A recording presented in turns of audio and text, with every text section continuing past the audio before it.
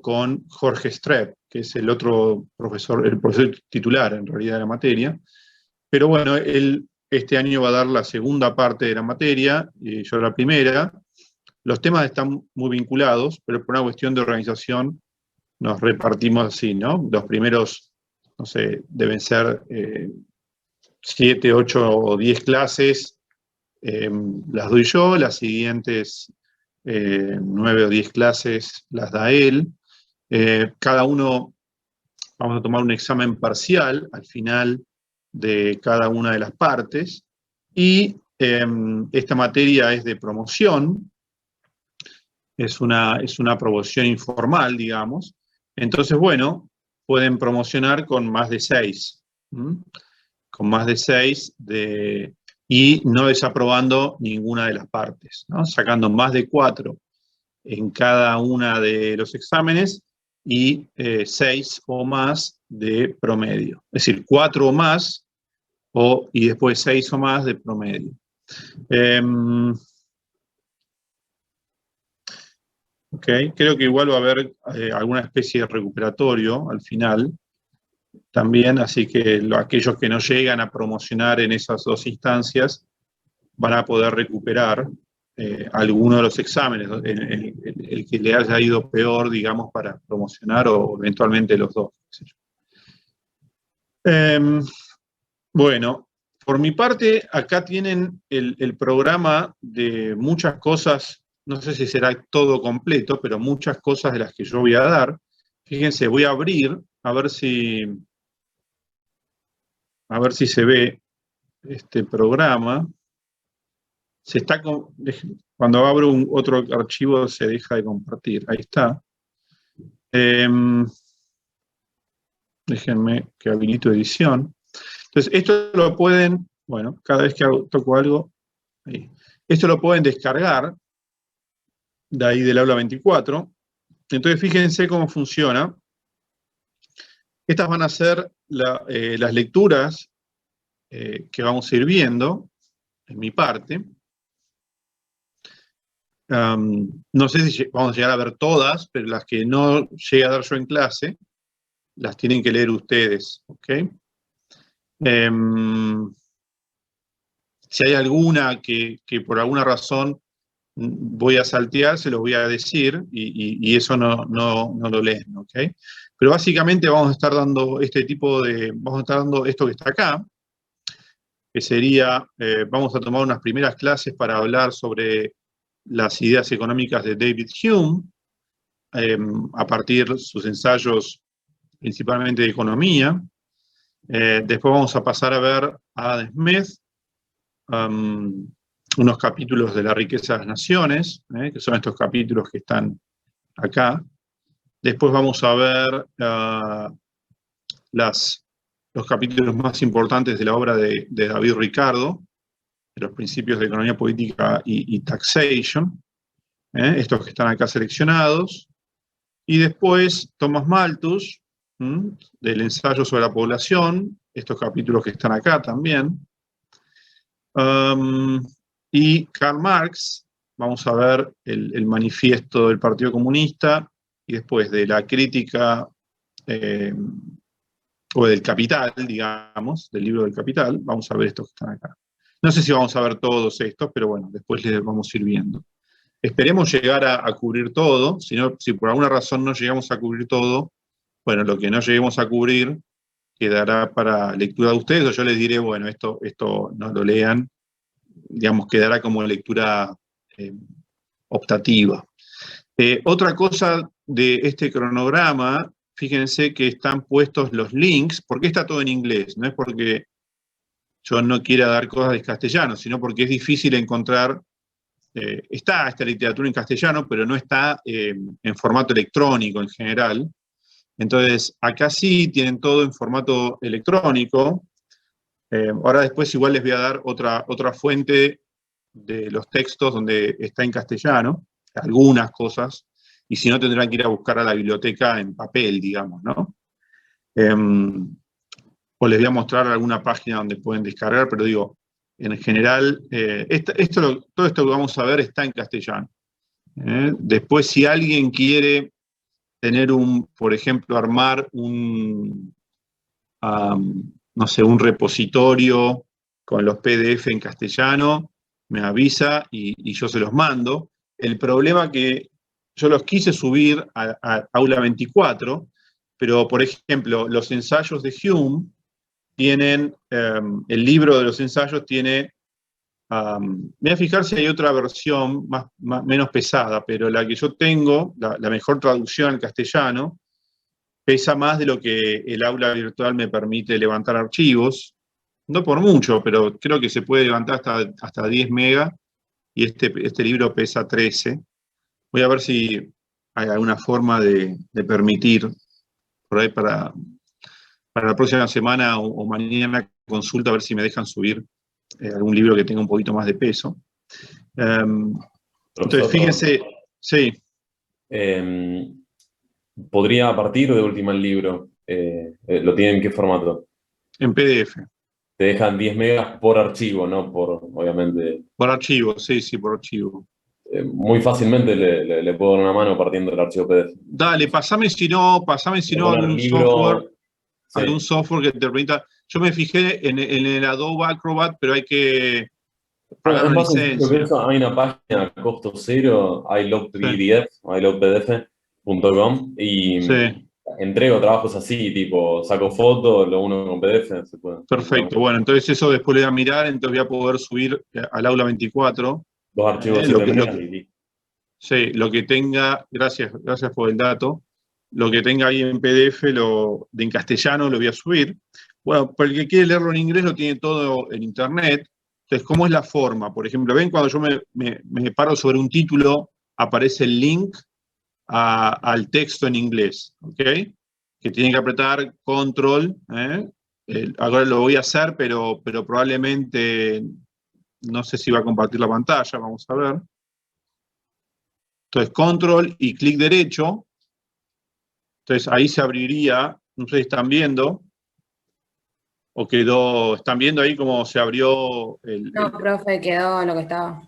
Bueno, entonces vuelvo a compartir, se les abriría esto. ¿Está bien?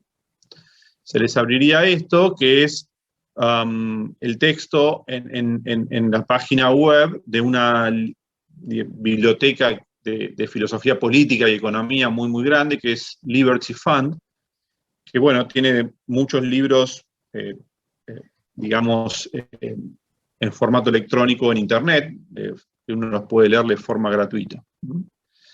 Entonces, este es el primer ensayo que vamos a leer de David Hume, sobre el origen del gobierno. Y así con todos los temas que están en el programa, vuelvo al programa, de esa manera, apretando control y clic derecho del mouse, abren el link. Todo lo que está acá está puesto de esa manera. Fíjense que todo esto está. A ver, este también. Está todo. Los libros, de nuevo, también del Capital, Manifiesto. O sea que está todo. Lo único bueno que está lo único, digamos, bueno en el sentido, no que sea bueno, sino que la restricción que tenemos es que va a estar en inglés. ¿Está bien? Después entonces voy a ver si, no sé si para todo tengo en castellano buenas traducciones o buenas ediciones, que uno confíe. Entonces, de lo que tenga, lo voy a ir poniendo ahí en Aula 24. Por ejemplo, para los ensayos de Hume, que es lo primero que vamos a ver, la mejor traducción es esta de Editorial Trota, que ahora les voy a mostrar, que es una edición recontra confiable. Así que esa es la que voy a subir. Y ahí está en castellano.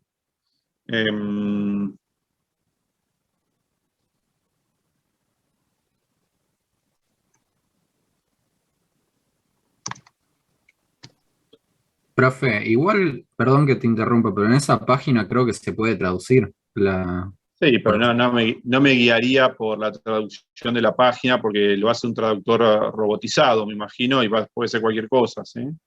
Ah, es verdad. Sí, sí. No, yo voy a tratar de darles ediciones cuidadas. Déjenme que les comparta.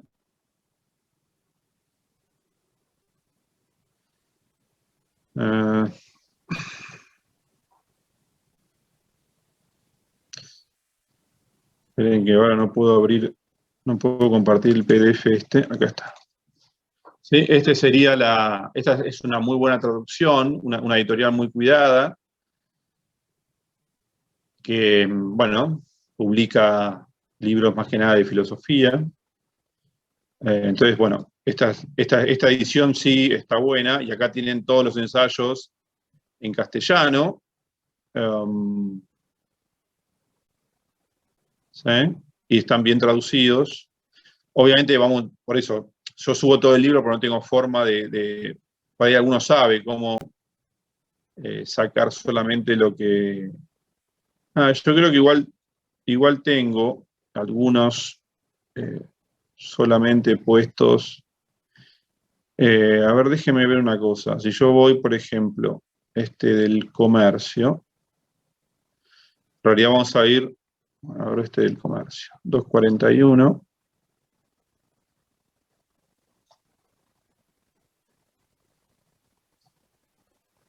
Esto empieza acá. Sí, yo creo que, fíjense, si ustedes van a... Yo también doy esta materia en la UBA, y mis ayudantes armaron un repositorio con todo esto. Déjenme a ver si son esas ediciones.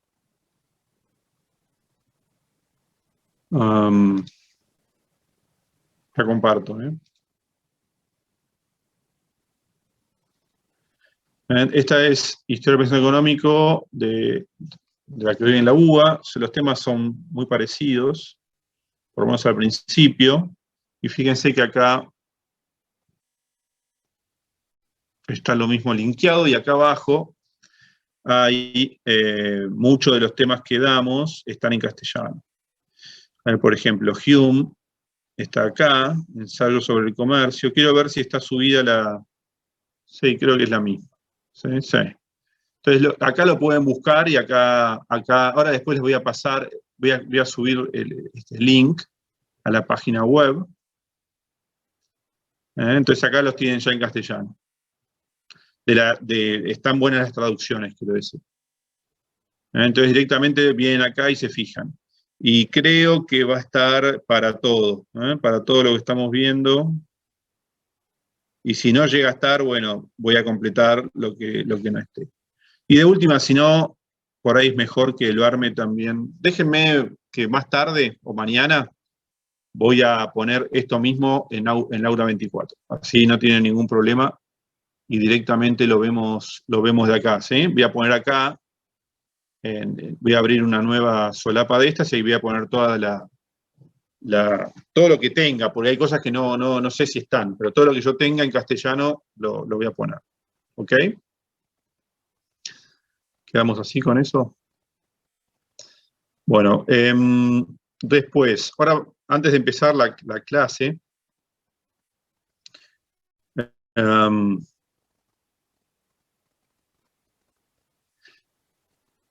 vamos a hablar de la materia en términos más burocráticos. La materia, entonces, como yo les decía, ¿no? Va a tener dos partes, cada una con su examen parcial, y van a poder promocionar sacando promedio 6 o más, y no desaprobando ninguna de las partes. En todo caso, si desaprueban, tienen la chance de recuperar. ¿Qué más respecto de esto? Bueno, no sé, de mi parte nada más. ¿Qué preguntas hay respecto de la cursada, de lo que quieran? Hola, profe. ¿Qué tal? Una pregunta. Si no estamos anotados, ¿podemos cursar si nos falta alguna materia o algo? Pueden cursar, pero traten de tener todo rápido, porque digamos, nosotros tomamos el examen en diciembre, están las notas finales, y pasamos entre diciembre y marzo, no se demoren más que eso, ¿está bien? Ok. Ya el que está más demorado, digo, la va a cursar, cursa el año que viene. Profe, y Hasta marzo, abril guardamos, más no, porque ya si no van a venir gente de primer año a cursar. agrego a la consulta, si no estamos adentro, ¿cómo hacemos para inscribirnos? ¿Le mandamos un mail a usted o...? No hace falta, no hace falta. Directamente rendís los exámenes. Pero si por A24 te anotás y ya está. ¿Vos decís porque no tenés acceso al aula virtual? No, porque yo no estoy en el CIU Guaraní porque no me dejó, porque no tengo historia 2, digamos, pero la pienso dar. Claro, el tema es que en tu caso vos no vas a poder acceder al aula virtual. Eso es lo que me estás diciendo, al aula 24, de la materia, digo. Claro, en el caso de A24 podría acceder porque no tiene nada que ver, pero no en el CIU Guaraní. Pero el CIU Guaraní, ¿por qué deberían acceder, digamos? No hubo inscripción por Ciudad Guaraní. No ¿No hubo. hubo? Por eso. Entonces, claro, No. yo. Tienen que estar en condiciones cuando pasemos la nota final. No sabía, perdón. Y como les decía, digo, la guardamos un par de mesas, no 2 años, quiero decir. ¿Ok? Profe, Sí. entonces, si tenemos historia 2 para diciembre, no habría problema, ¿no? No, por eso, hasta diciembre, marzo la guardamos. A lo sumo Bueno, muchas abril, gracias. más no. ¿Ok? Más no. Porque ya si no están para abril, bueno, cúrsenla de nuevo, vamos, en 2 meses más la van a cursar de nuevo el año que viene. Así que hasta ahí. Profe, una consulta. ¿Teníamos que rendir los parciales así como si estuviéramos en condiciones? Claro, ustedes rinden los parciales, nosotros llevamos, porque esta materia en realidad no tiene una cursada oficial. Entonces, nosotros llevamos una lista con la gente que rindió los exámenes. Y eso, lo que sí tienen que poder es entrar al aula 24, porque el examen va a ser a través de aula 24. ¿Está bien? Entonces, aquellos que no puedan entrar al aula 24, que no sé, creo que no hay, pero digo, si alguno no puede entrar al aula 24, no va a poder hacer examen, quiero decir. ¿Está bien? Después, respecto de nuevo, de la inscripción al examen, eso hasta abril del año que viene no hay problema. Hasta la mesa de abril, Ahí están preguntando acá hasta qué mesa sería, hasta abril inclusive. ¿Sí? Aquellos que no están ya en condiciones en abril, bueno, se liquida la nota, ¿está bien? No la guardamos más. No sé si hay alguna otra pregunta. Alguien puso en el chat, profe, dice, los alumnos del viejo programa es equivalente porque solía ser de quinto. Claro, ¿hay mucha gente de quinto año? No sé, debe haber, pues somos tantos, somos 133, o sea que sí debe haber gente. Ese todo equivalente, sí. Sí, no hacemos distinción. No hay problema con eso, ¿está bien? Las fechas de parciales, todavía no. Veremos. En realidad, tenemos que ver con Jorge a ver cuándo yo tomaría mi último día de clases. Tengo que ver bien cuándo sería, ¿sí? Pero el lunes que viene se los digo. Lo más probable es que sea, que estamos ahora, agosto, septiembre, principios de octubre tendría que ser, más o menos. La primera quincena de octubre cae, más o menos. Después vemos bien qué día va a ser un día de clases, obviamente, ¿no? Uno de esos lunes. A la misma hora, todo. La Bueno. modalidad del examen, ¿sabes cómo va a ser, profe? O sea, sí, para 24, pero... Y va a ser seguramente algún tipo de examen escrito, quizá con algunas preguntas tipo choice y otras para desarrollar, pero bueno, eso lo tenemos que ir viendo.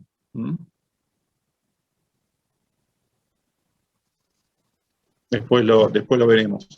Oral no es imposible, así que el oral va a estar descartado, a lo sumo para los primeros exámenes. Así que va a ser seguramente alguna forma escrita. Ok, profe. Bueno,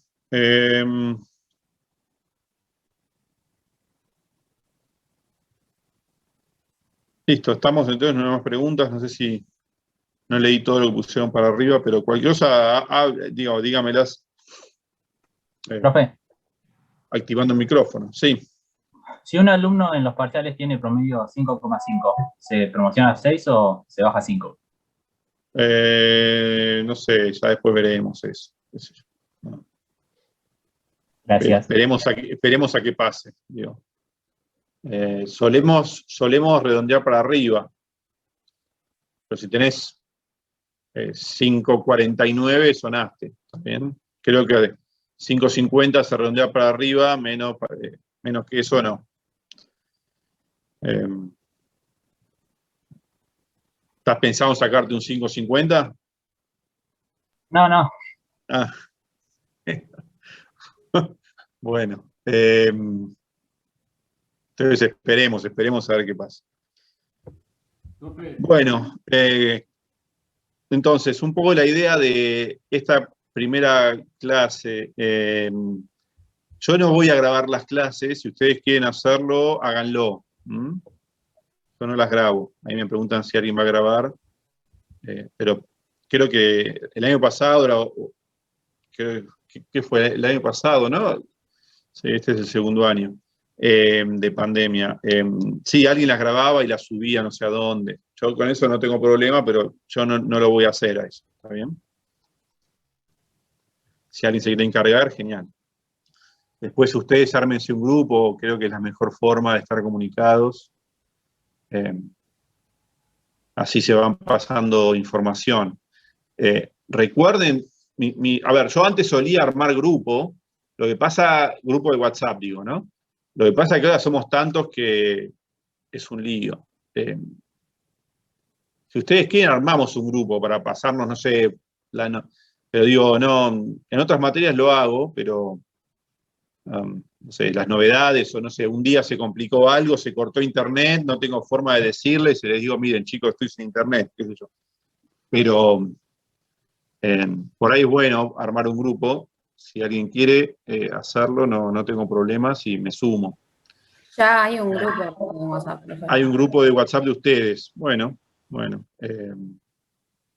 como quieran, si quieren armar otro conmigo o que me sume yo para pasarles, o si no, yo les aviso por ahí, por la página web, y bueno, ustedes se comentan las noticias, pero la forma de comunicarse va a ser a través de ahí de AU24, en la parte, si hay alguna novedad, dirá, bueno, novedad, sí, pero bueno, mantengámoslo así. Y si no, bueno, a través de... Perdón, profe, disculpe, otra sugerencia también es que, por ejemplo, yo he cursado sociología, el profesor tenía 3, 4 alumnos donde mandaban mail y ahí se encargaba. Como algún representante. Sí, o 3, 4, entonces se va difuminando mejor la También noticia. puede ser eso. Sobre todo por corte de luz, internet, algún problema. Claro, Grave, porque pero eso ya les digo, a mí me ha pasado, no es que pasa siempre, pero justo un día tenés que dar clases y estás en internet, se te cortó 10 minutos antes, no tenés forma de avisar. Sí, es cierto eso. Bueno, después lo vemos. Bueno, entonces ahora sí, vamos a hablar un poco de los temas que vamos a ver. Vamos a empezar con los ensayos de Hume. A mí Hume me parece que ha escrito unas cosas fenomenales sobre economía, y bueno, quiero que ustedes también lo lean. Entonces, por eso elijo arrancar por esos ensayos de Hume. Repasemos un poco entonces cuáles son.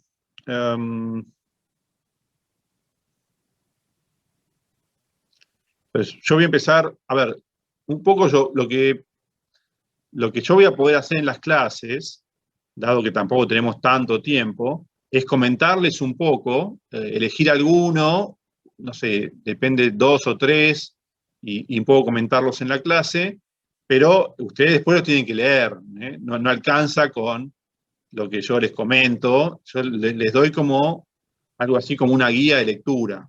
Ustedes después quiero que los lean bien a esos ensayos. Entonces, antes de empezar, el primero que vamos a ver es sobre el origen del gobierno, pero antes de empezar quiero situar un poco todo el aporte que hace David Hume junto con Adam Smith. Tanto David Hume como Adam Smith forman parte de lo que se conoce como la Ilustración escocesa, que digamos, son unos filósofos políticos que empiezan a pensar, bueno, cómo es posible que funcione una sociedad, básicamente, ¿no? Una sociedad basada en, digamos, la descentralización, el mercado, la división del trabajo, etc. Entonces, lo principal que ellos van a estar tratando de entender es eso. ¿Bien? Y es la primera vez que se entiende todo este tema de cómo es posible que funcione una sociedad de forma voluntaria, ¿no? De forma que los individuos se ponen de acuerdo en algunas cosas y de esa manera se constituye, se genera una sociedad.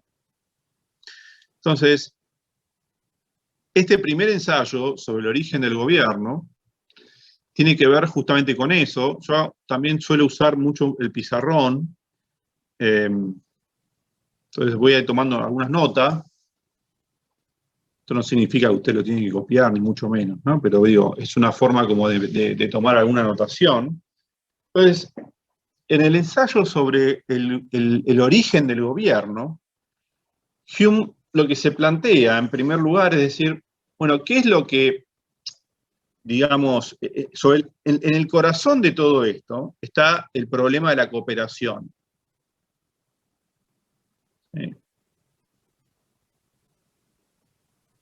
El problema de la cooperación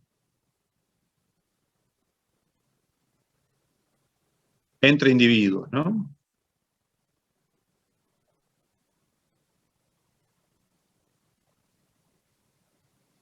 ¿Y por qué es un problema? Primero, una sociedad se basa en alguna forma de cooperación. Es decir, nos asociamos. Nos asociamos para realizar algún trabajo. Es decir, nos repartimos el trabajo, nos ponemos de acuerdo quién va a hacer qué. Bueno, entonces eso llamémoslo cooperación.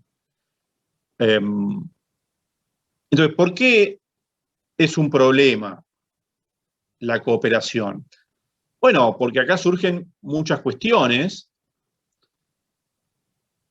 que pueden inquietar a los individuos. Es decir, por ejemplo, dos individuos hacen un pacto de decir, bueno, vos haces una cosa, yo hago otra, y nos repartimos el producto. Perdón, hay que hacer una tarea, ¿no? Bueno, entonces vos haces cierta parte de la tarea, yo hago cierta otra parte de la tarea. Por ejemplo, necesitamos cultivar un campo. Entonces, uno lo va a, no sé, a limpiar, el otro lo va a roturar y otro lo va a sembrar. Otro va a hacer la recolección, otro lo va a cuidar, etc. Entonces, ¿cuál es el problema? El problema es que cómo estamos seguros de que se va a cumplir ese acuerdo entre las partes.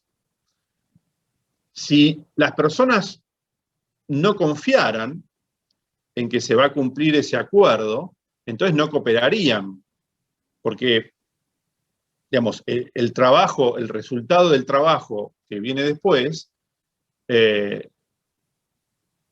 digamos, puede no dividirse de acuerdo a lo que se había pactado antes.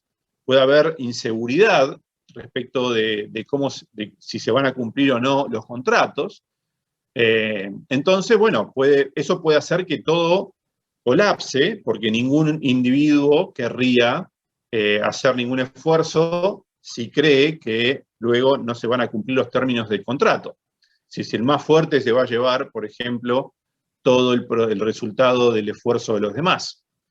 Entonces, ese es un problema que pone en jaque cualquier tipo de sociedad, porque una sociedad se basa justamente en este principio de la cooperación. A partir de la cooperación entre individuos se genera luego la sociedad. ¿Bien? Por ejemplo, nosotros vivimos en sociedad porque tenemos cierta seguridad de que, no sé, nuestros bienes, nuestro trabajo, etcétera, no va a estar sujeto a expropiación por parte de una persona más fuerte que también está en la sociedad. Si no tuviéramos esa confianza en que no nos van a robar, no nos van a matar, etcétera, para quedarnos con lo que nosotros tenemos, nadie formaría parte de una sociedad, ¿no? Porque justamente no habría incentivos a querer formar parte de la sociedad. Entonces, para que la sociedad se logre constituir, tiene que resolverse este problema de la cooperación entre individuos, y estos individuos tienen amor propio, o son self-interested, ¿no? Piensan en su propio bienestar. Esto es otro de los principios de todo el pensamiento clásico. Es decir, ¿cómo es posible una sociedad constituida a partir de individuos que buscan su propio interés o persiguen su propio interés? Entonces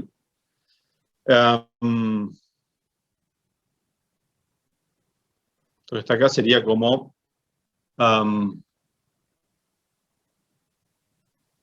la traducción sería el interés propio. Es decir, son individuos que no es que piensan en cómo hacer para que los demás estén bien, sino que ellos quieren estar bien, y luego, bueno, si estamos todos bien, mejor todavía. Pero no hay nada que, digamos, este tipo de sociedad no se basa en un principio de solidaridad, ¿está bien? Se basa en un principio de que esta cooperación genera resultados buenos para todos los individuos, siendo cada uno de estos individuos, digamos, no quiero decir la palabra egoísta, ¿no? Porque no ese es el término, sino que motivados por el interés personal, el interés propio. Entonces, bueno, ¿cómo es posible esta cooperación entre individuos motivados por interés propio? Bueno, porque gracias a esta cooperación, si se logra sostener, a ver, ¿quién me puede explicar un poco eso? A ver, ¿cómo sería la intuición? ¿Por qué los individuos querrían cooperar si se resolviera este problema de la incertidumbre, la falta de seguridad, etcétera? ¿Por qué querrían cooperar si solamente persiguen su propio interés? Perdón, profe, ¿me escucha? Sí. Espera que activo la cámara. Sí. No, a mí lo que se me ocurre es que justamente por ese interés propio, o sea, a uno le es beneficioso intercambiar cosas, capaz uno tiene abundante de una cosa, el otro tiene abundante de la otra, entonces le sirve el intercambio para lo que uno le es escaso, ¿no? Entonces, claro, esa es la interés. idea. La idea es que si trabajamos, digamos, pensémoslo en términos de intercambios o en términos de realizar un trabajo en equipo, etcétera.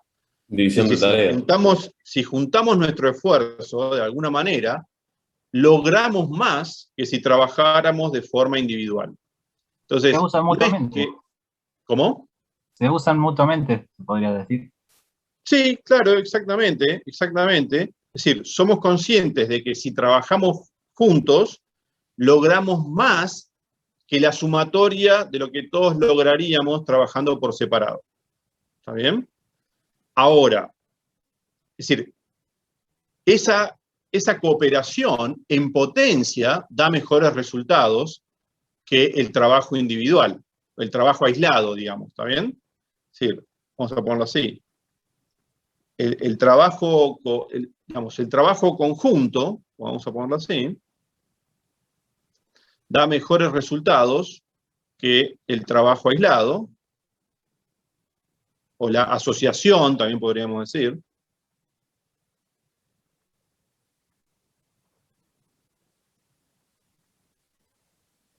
La asociación genera más, no sé, vamos a ver, más producto que el que pueden generar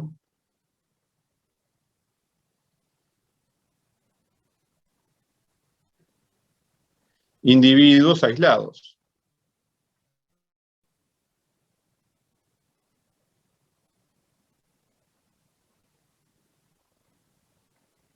Ahora, entonces, acá tenemos un concepto que es importante, ¿no? Esta idea de asociación.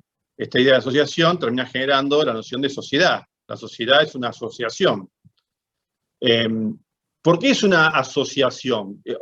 Digamos, ¿qué está asociado, o valga la redundancia, al término asociación? Bueno, la libertad, ¿no? Es decir, no es que nos están obligando a asociarnos o a formar parte de la sociedad. No, lo hacemos justamente de forma libre, porque consideramos que de esa manera estamos mejor que estando aislados. Entonces, esta asociación se genera libremente.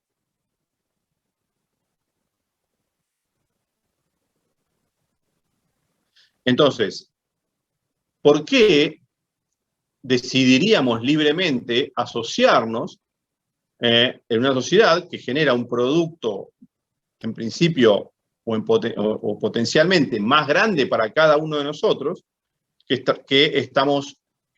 lo que podríamos hacer de forma aislada? Bueno, porque damos por algún tipo de validez o de supuesto que no nos van a traicionar, por decirlo de alguna manera, ex post, ¿está bien? Entonces, confiamos, si tenemos credibilidad, confiamos en que se van a respetar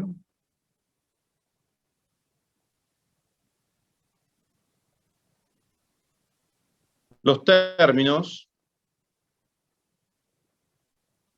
o promesas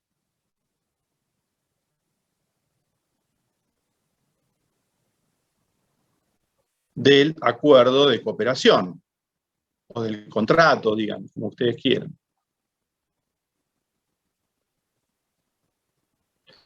¿Por qué? Porque si los individuos tuvieran alguna sospecha o no confiaran en que se van a respetar los términos o las promesas del acuerdo de cooperación, bueno, decidirían no cooperar, porque van a realizar un esfuerzo para producir algo pensando en que van a poder disfrutar de ese producto que se les dé, o que se repartan.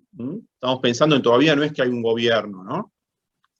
Sino que hay una asociación libre de individuos.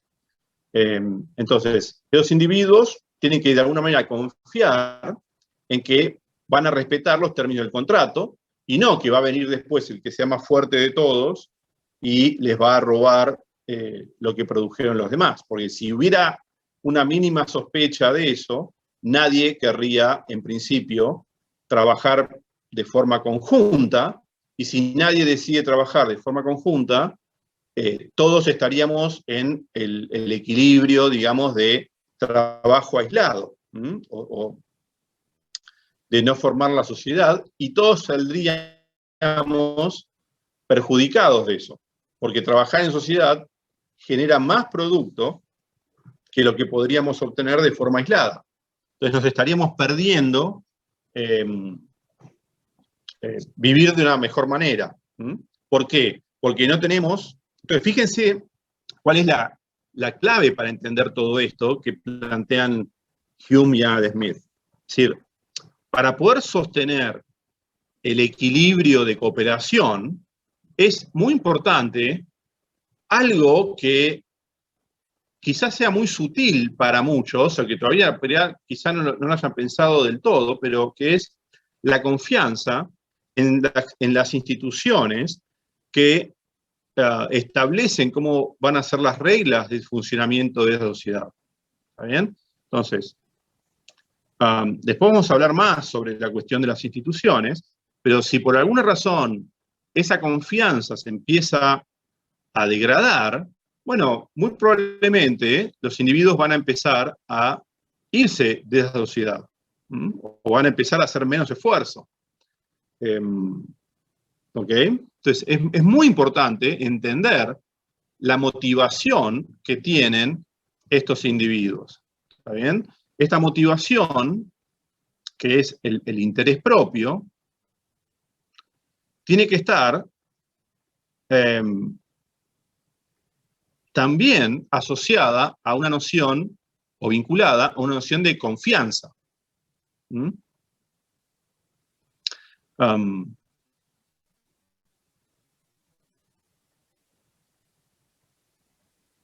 Porque, de nuevo,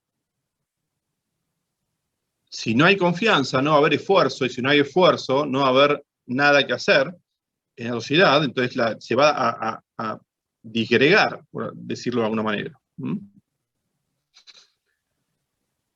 Bueno, entonces ese es el tema del primer ensayo de Hume. El primer ensayo de Hume habla de cómo en una sociedad de individuos o de muchos individuos, cómo es posible resolver el problema de la cooperación. Entonces, ¿qué les parece a ustedes? A ver, y Hume piensa en términos, igual que Adam Smith, en términos evolutivos. Él dice, bueno, la primera noción que tenemos de sociedad es la familia. Entonces, ¿cómo se establecen los lazos, ¿no?, de los individuos dentro de la familia? Bueno, él dice, por algún tipo, si quieren, imagínense una familia grande, ¿no?, o un clan. Bueno, por repetición de interacciones, es decir, nos vemos todos los días, nos vamos a seguir viendo en el futuro, entonces sabemos que si hoy hacemos algo deshonesto, vamos a recibir un castigo, ¿está bien? Y no queremos recibir ese castigo, entonces nos comportamos de una forma consistente con lo que se espera de nosotros. Ahora, cuando tenemos una sociedad de miles o de millones de individuos, esa familiaridad empieza a desaparecer, porque empezamos a interactuar con individuos que no conocemos y que no vamos a ver quizá nunca más en el futuro.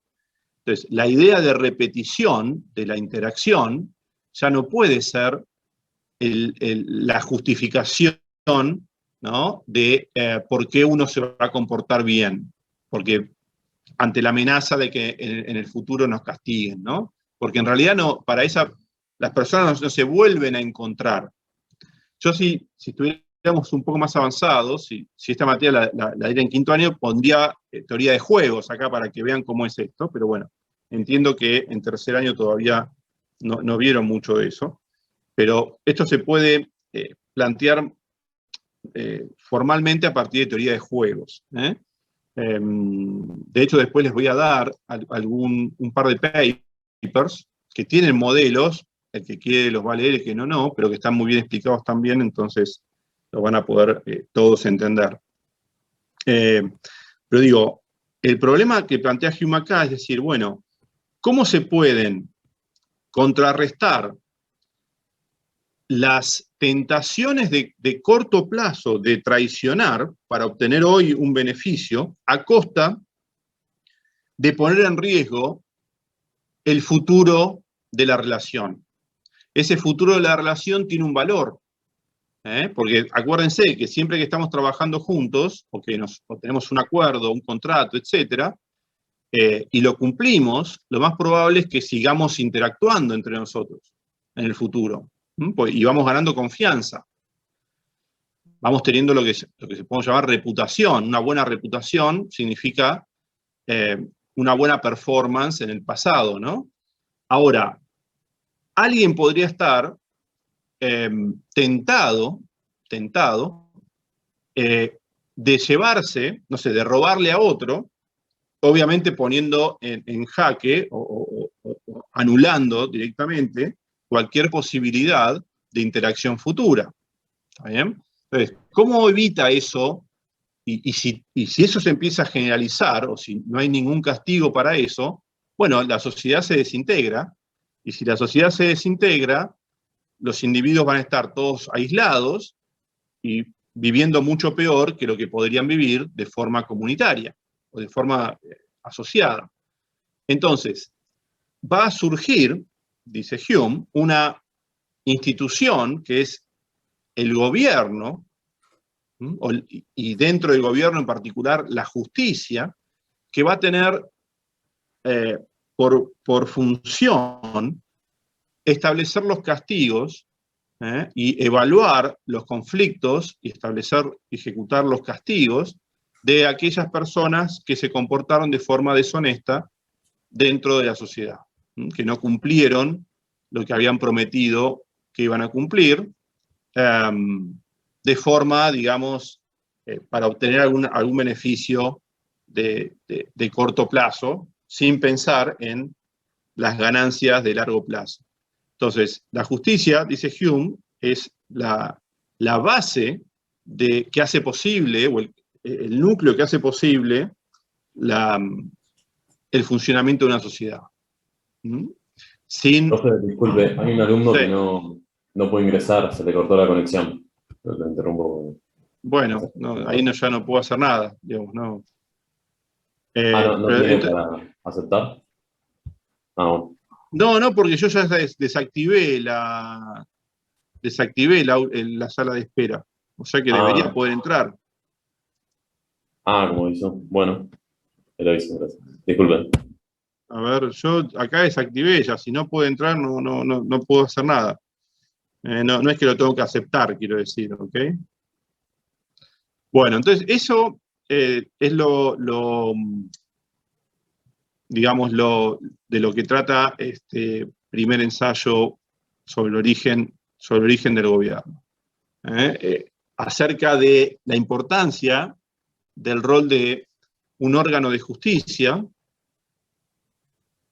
para el funcionamiento o la constitución, digamos, de una sociedad. Una sociedad donde se empieza a sospechar o a no tener confianza en la justicia, bueno, puede llegar a colapsar, porque justamente todos empezamos a tener dudas acerca de que, digamos, nuestros derechos vayan a ser respetados o no.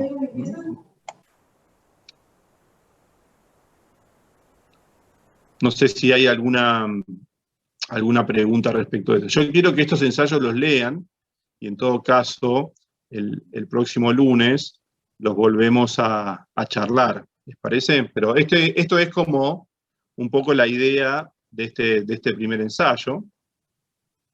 De nuevo, si estuviéramos un poquito más avanzados, les mostraría la formalización, un poco de este razonamiento en términos de teoría de juegos repetidos, etc. Algo dimos, profe, supongo que lo mínimo, pero... Sí, entiendo. En microeconomía 2 dimos, no sé si en otra materia más avanzada, seguramente. Todos tienen micro 2, digamos, ¿no? Adentro. ¿Es una materia de segundo año? Es de este cuatrimestre, o sea, del que acabamos de pasar. Es de ahora. Ok, claro. Ok. Bueno, entonces por ahí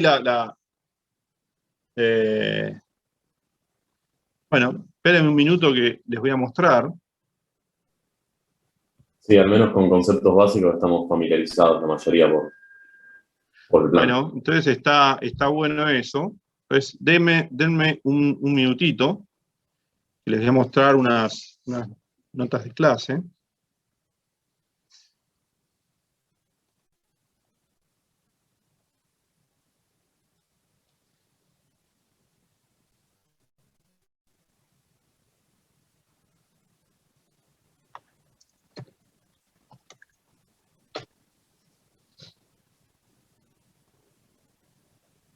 Déjenme, nada más que tengo que...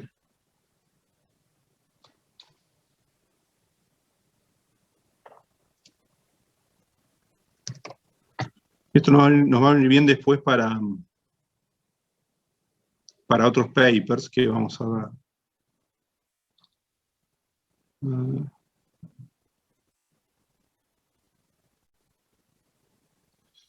Está bien, bueno. Ahí arrancamos, ¿eh?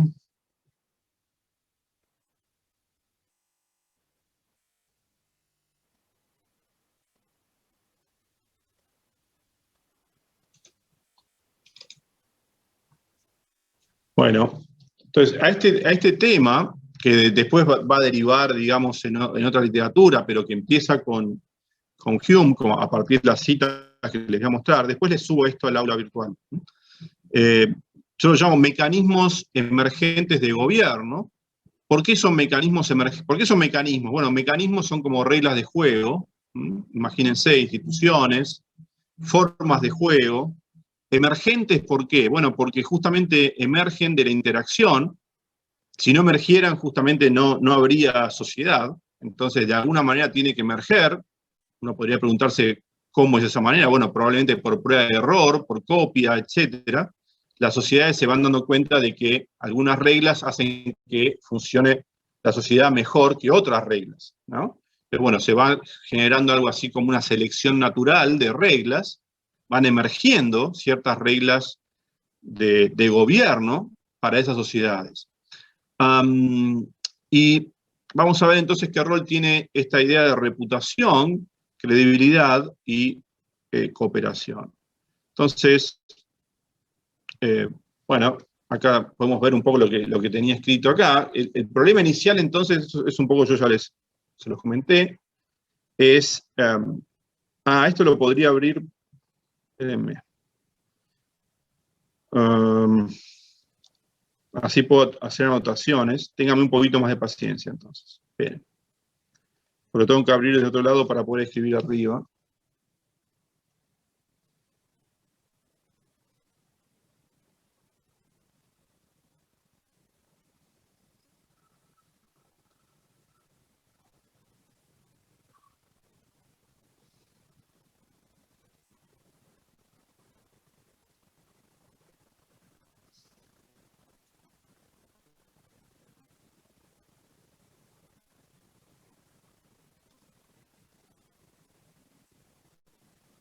Bueno, ahora sí.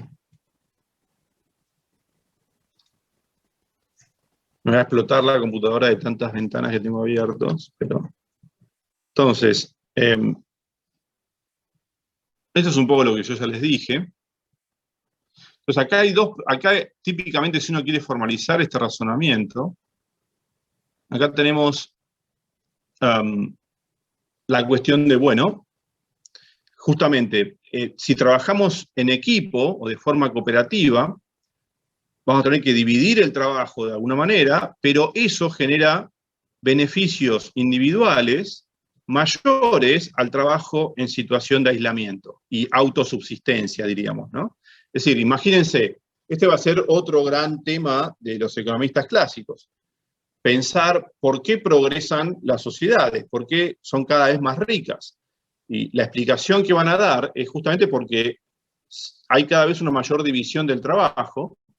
Esa mayor división del trabajo permite que nos especialicemos, y esa mayor especialización y digamos, inversión en nuestro capital humano especializado en hacer un tipo de tarea, un tipo de actividad, en brindar un tipo de servicio, hace que vayamos aprendiendo cada vez más, vayamos conociendo mejor lo que hacemos y seamos más productivos.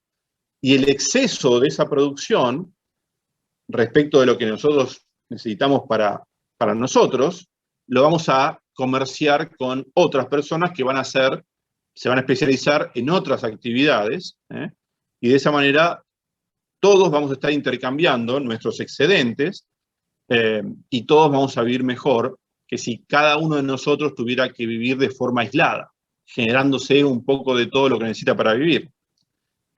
Claramente seríamos todos mucho más pobres. Podríamos ser, digamos, generar mucho menos producto que si nos especializáramos y hiciéramos algún tipo de intercambio del excedente que generamos. Ahora, ¿cuál es el problema? Esto está claro, esto Adam Smith, digamos, lo analiza muy bien, los beneficios de la división de trabajo están clarísimos, aumenta la productividad, aumenta la riqueza. El problema está en cómo es posible esa división del trabajo. ¿Está bien?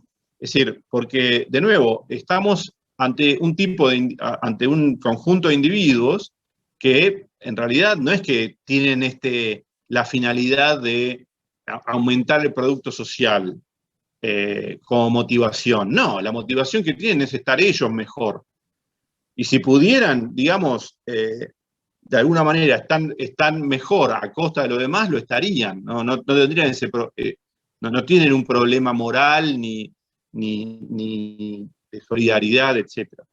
Lo que pasa es que se dan cuenta de que si autorrestringen, ya sea por sus propios medios o por algún tipo de delegación de poder hacia una justicia, etc., si autorrestringen su arbitrariedad, a largo plazo están mucho mejor. Ese es un concepto muy importante en toda la teoría económica. De acá uno podría hablar hasta de por qué no conviene defaultear las deudas, ¿no? Es decir, toda esta teoría después se fue plasmando en lo que es la teoría de la credibilidad en economía, que es muy importante. Lo que llama a veces la inconsistencia temporal y cómo podemos resolver ese problema de la inconsistencia temporal. Pero bueno, eso se aplica a macroeconomía, a un montón de cosas, que tiene que ver con la confianza y la credibilidad que tenemos en un juego social. Pero, entonces, estamos de acuerdo en que la división de trabajo genera un aumento de la productividad. El tema es cómo podemos mantener esta situación de equilibrio bueno, digamos, ¿sí? Si todos estamos en alguna medida tentados a sacar provecho de los demás, si pudiéramos. Entonces, bueno, estas son las dificultades para mantener este equilibrio de cooperación. Entonces, ¿cómo es posible promover la confianza para lograr intercambios y transacciones mutuamente ventajosas cuando los individuos tienen una como tentación de corto plazo de traicionar? Bueno, entonces esto van a ver que, bueno, lo vamos a ver en Hume. Rousseau también tiene algo escrito sobre esto, obviamente Adam Smith. Describen este problema central de la sociedad, que es el problema de la confianza en la cooperación, la importancia de las expectativas y los incentivos, las amenazas creíbles y los castigos. Todo esto es teoría de juegos, básicamente. ¿Está bien? Entonces vamos a ver, fíjense, acá hay citas de donde dicen estas cosas. Pasa que algunas no vamos a ver, por ejemplo, esto en el Tratado sobre la Naturaleza Humana, Hume plantea este argumento. Dice, dos vecinos pueden acordar a drenar un pantano, digamos, para convertirlo en un campo de cultivo. ¿Está bien? Meadow es como un campo de cultivo. Drenar porque hay que hacer un trabajo. Imagínense que el campo es como de uso compartido, entonces, bueno, esos vecinos comparten ese campo, pero hay que drenarlo, hay que hacerlo que sea productivamente útil. Entonces ellos pueden decir, bueno, es decir, ninguno se puede apropiar, imagínense, de ese terreno, sino que tienen que, de alguna manera, acordar, realizar un trabajo mutuo. Porque esto lo poseen en común, imagínense, ¿está bien? Lo poseen en común. Bueno, y lo que dice es, porque es fácil para cada uno de ellos entender o conocer lo que tiene el otro en mente, es decir, cada uno puede o va a percibir que la consecuencia inmediata de que él falle en su parte, que no cumpla su parte del contrato, es que el otro también va a abandonar el proyecto. Esto lo pueden, no sé, ustedes lo experimentan constantemente, es decir, si uno lo que está haciendo constantemente cuando está como entablando una relación, se está poniendo en el lugar del otro para ver cómo el otro puede reaccionar a lo que nosotros hagamos, y así los dos hacen. Entonces, bueno, se van a dar cuenta en que, bueno, si yo traiciono, si yo no cumplo mi parte del contrato, mi parte del acuerdo, lo más probable es que la otra parte tampoco lo cumpla. Acá no es que hay nada ilegal, no estamos como haciendo algo ilegal, esto es un acuerdo de mutuo beneficio entre dos vecinos. Por ejemplo, imagínense, los vecinos se ponen de acuerdo, hay un árbol en común que tira hojas, no sé, en la vereda que es común. Entonces, bueno, se ponen de acuerdo, un día la barro yo, otro día la barres dos, pero bueno, cuando uno ve que el otro nunca la barre, también probablemente deje de barrer, o barrerá su parte, nada más. O por ejemplo, cuando uno tiene que, no sé, que cuidar la casa del otro, ¿no? Algo que puede ser beneficioso. Uno se va de vacaciones, entonces dice, bueno, me cuidas mi casa. Entonces sabe que si uno no la cuida, el otro tampoco la va a cuidar, etc. Ahora, esto que puede ocurrir entre dos vecinos, y es importante esto, ¿por qué dos vecinos sí pueden mantener este acuerdo? Bueno, porque se conocen, se ven, siguen siendo vecinos, existe la posibilidad de que esto, ¿no? Que dice, cuando uno percibe que el otro no está cumpliendo su parte, sabe que va a haber una represalia moral, es decir, van a dejar de cooperar los dos, ¿está bien? Entonces, por eso se puede mantener este equilibrio de cooperación, porque a los dos le conviene hacer esto, ¿está bien? Entonces, si uno deja de hacer su parte del trabajo, el otro también la va a dejar de hacer, y los dos se van a perjudicar. Ahora, ¿por qué entre dos vecinos pueden mantener esto? Bueno, porque son vecinos y se están manteniendo una relación en el tiempo. Esto no es un juego de una única movida. Es un juego repetido. Ahora después lo vamos a ver en términos de juegos repetidos. Ahora, esto que se puede mantener entre dos vecinos es muy difícil o incluso imposible, dice Hume, mantenerlo cuando tenemos miles de personas que tienen que estar de acuerdo en este tipo de acciones. Entonces, va a ser muy difícil para ellos concertar, bueno, un diseño tan complicado. Es decir, esto después vamos a ver cómo es posible que surja esto, en un paper que vamos a leer, en sociedades de muchos individuos. Entonces, fíjense, cuando tenemos, lo que dice Hume es esto, ¿no? Él, de alguna manera, lo que ve es que esto que puede ocurrir de común acuerdo y ante una amenaza mutua, que cada uno percibe como que va a ocurrir entre esos vecinos, es muy difícil de que funcione cuando tenemos miles de personas. ¿Está bien? Cuando tenemos miles de personas tendría que surgir otro tipo de mecanismo de gobierno o de reglas. ¿Por qué? Porque es muy difícil verificar que si cada uno de esos miles de personas está haciendo o no el trabajo que se espera. Hay una cuestión ahí de economía, si quieren. Entonces, cada uno de esos miles busca el pretexto de liberarse a sí mismo del problema y del costo, y que hacer caer esa carga sobre los demás. Es el problema del free riding, digamos, ¿no?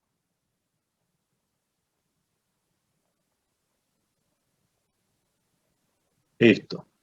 Imagínense, hay que hacer un puente, y para eso tenemos que recolectar aportes de cada uno, y lo más probable es que, bueno, alguno diga, bueno, en realidad, ¿qué va a pensar? A ver, ¿cómo sería la lógica?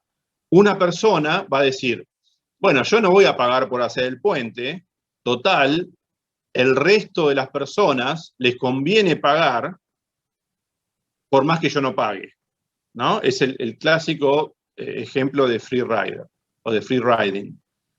Una persona sola dice eso, mejor yo no pago porque mi efecto marginal es bajo en relación al beneficio que tienen los otros. Si yo salgo y no aporto, los otros van a aportar a pesar de que yo no aporto. Ahora, ¿cuál es el problema de eso? ¿Quién me dice? Y todos manteniendo la misma lógica.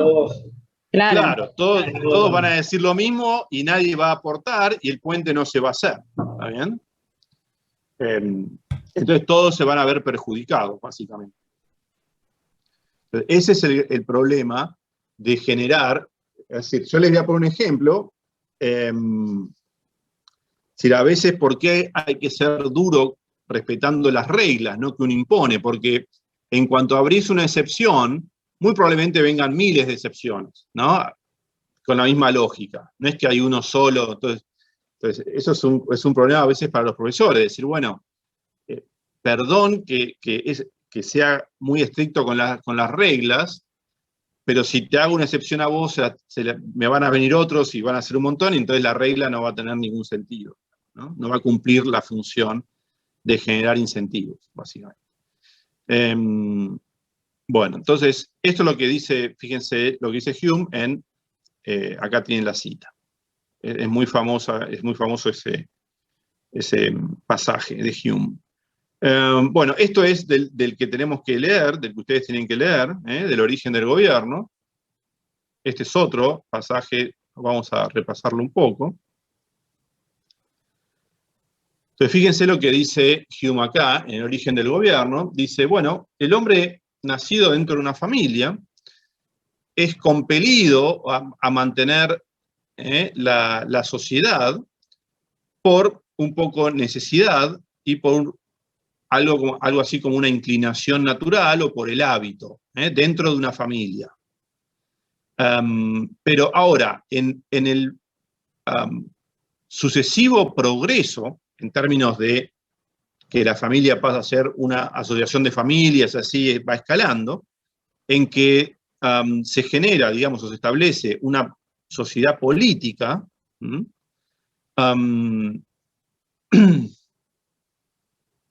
es decir, esto tiene que suceder para que pueda esta familia, digamos, esta asociación familiar, dar lugar a una sociedad política. Tiene que surgir algo así como un ente administrador de justicia.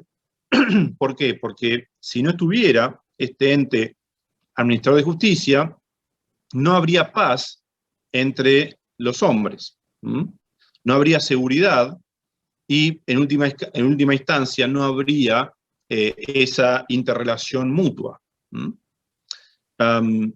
¿Por qué? Justamente por eso que hablábamos recién, ¿no? Si no hay una justicia que genere o que administre los castigos a aquellos que quieren no cooperar, entonces, de nuevo, todos vamos a no cooperar y se va a destruir ese tipo de sociedad.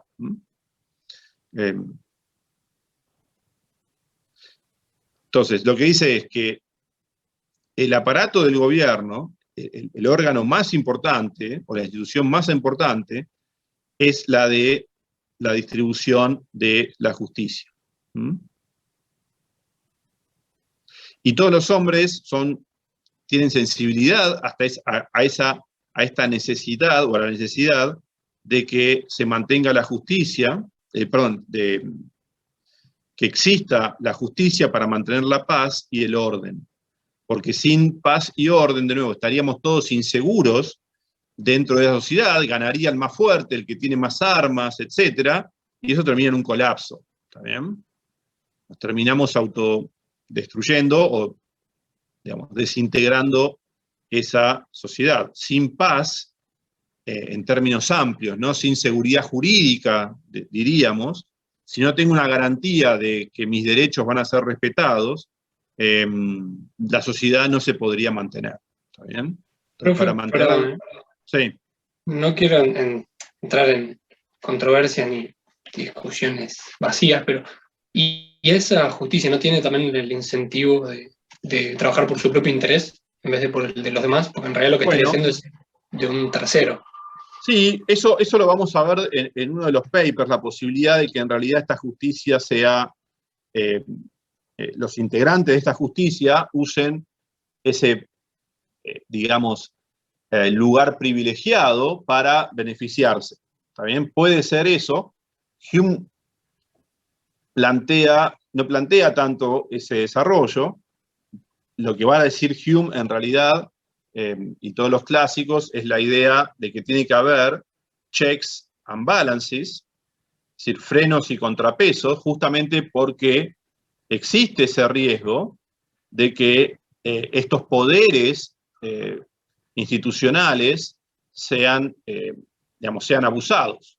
Entonces, lo que tiene que haber es una división del poder dentro de la sociedad y que se controlen mutuamente. Es todo un gran tema esto en economía, un gran tema. Que esto lo van a ver, por ejemplo, cuando estudien teoría de contratos o diseño de mecanismos. ¿Sí? Cómo generar, quién controla en realidad a los que tienen que controlar. ¿Sí? ¿Quién controla a los que tienen que controlar? Bueno, es todo un gran tema. La idea es que el control sea mutuo, ¿está bien? Que esas personas tengan incentivos a controlar de la manera que deben controlar. Eso en teoría de contratos se llama restricción de participación. ¿Sí? Cuando se diseña un contrato y en el mismo diseño del contrato, el contrato se diseña con la lógica de que a cada uno le convenga hacer, restricción de compatibilidad de incentivos, no de participación, restricción de compatibilidad de incentivos, quizá lo hayan visto los que cursaron teoría de la regulación, se veía en esa materia antes. La restricción de compatibilidad de incentivos es eso, es un diseño contractual o de reglas de juego que genere que cada uno tenga incentivos a comportarse de la forma que es mejor para el juego, para la sociedad. Pero eso tiene que estar en el diseño del mecanismo, porque si no, obviamente nos comportaríamos de mala manera. Entonces, la idea es que la frase típica de los clásicos es que un gobierno o un Estado tiene que tener frenos y contrapesos. Es decir, que los poderes estén divididos y que, no me entra acá, contrapesos, y que se controlen mutuamente. ¿Está bien? Pero, de nuevo, es todo un tema esto en economía. Justamente uno de los grandes problemas de la economía es esto, ¿no? Cómo lograr que ocurran estos incentivos para que cada uno se comporte de la manera que debe hacerlo. Después vamos a ver esto más. Vamos a ver, por ejemplo, situaciones en que pueden ocurrir y que se pueden formar como mafias de gobierno, ¿está bien? Es decir, como que se hace un uso, es decir, la gente que tiene el poder logra de forma, digamos, por la fuerza, generar una extracción de renta de los demás y es tal esa extracción de renta que no es que se destruye la sociedad. Te dan un poquito más a cada uno para evitar que cada uno se vaya por su cuenta, pero extraen la mayor parte de la renta, ¿está bien? Pero bueno, eso después... ¿Cómo? No es un caso muy extraño lo que está hablando. No, claro, no es un caso para nada extraño. Por eso tiene que haber, cuando no existe, obviamente ninguna sociedad funciona a la perfección, pero aquellas sociedades que logran tener más o menos unas buenas instituciones de gobierno, son las que más incentivos generan al esfuerzo y la inversión. Porque ¿quién si no invertiría, quién hundiría capital a largo plazo de una sociedad cuando no tenés ninguna garantía que vos vas a poder disfrutar del resultado de ese esfuerzo, ¿no? Claramente, entonces lo que colapsa en primer término es la inversión.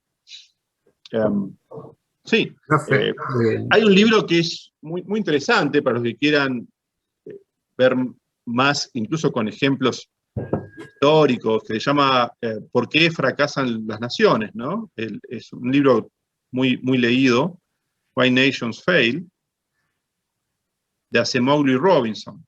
Sí, usamos unos capítulos en Historia 2, si no me equivoco. Buenísimo, buenísimo. Sí, ¿Quién da Historia 2? No lo leímos todo, pero Troisi.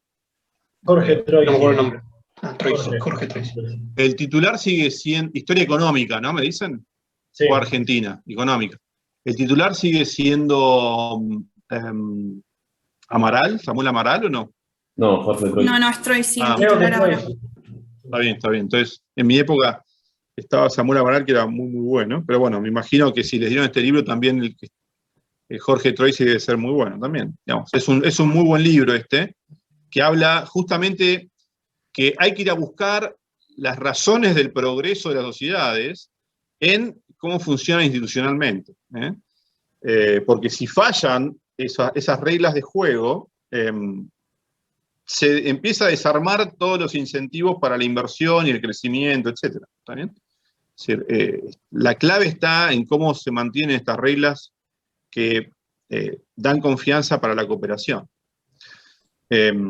Profe, igual puede ser que también haya, por ejemplo, algo de cuestiones de aversión al riesgo y todo eso, porque más allá de las instituciones, se me viene a la cabeza el ejemplo de China. Hasta el 2004 ni siquiera reconocía la propiedad privada y era el país del tercer mundo que más inversión extranjera recibía en todo el mundo, digamos. Sí, el caso de China está comentado en el libro de Acemoglu y Robinson. Un poco la lectura es que China no es que, digamos, gracias al comunismo se desarrolló, sino a pesar de eso, porque empezó a adoptar instituciones más capitalistas. Pero bueno, es un debate, digamos, ¿no? Ahí vas a tener las dos campanas. Va a estar la gente que va a usar el caso de China para decir, ven que se puede, una economía puede desarrollarse de forma planificada centralmente, y otros van a decir, no, en realidad, cuando China hizo eso, fracasó, y cuando empezó a descentralizarse, a tener más instituciones basadas en el esfuerzo individual y la búsqueda de beneficios individuales, y más mercados, se empieza a desarrollar. Cuando Mao empezaba esos planes, digamos, de desarrollo, fue un desastre, se murieron millones de personas, digamos.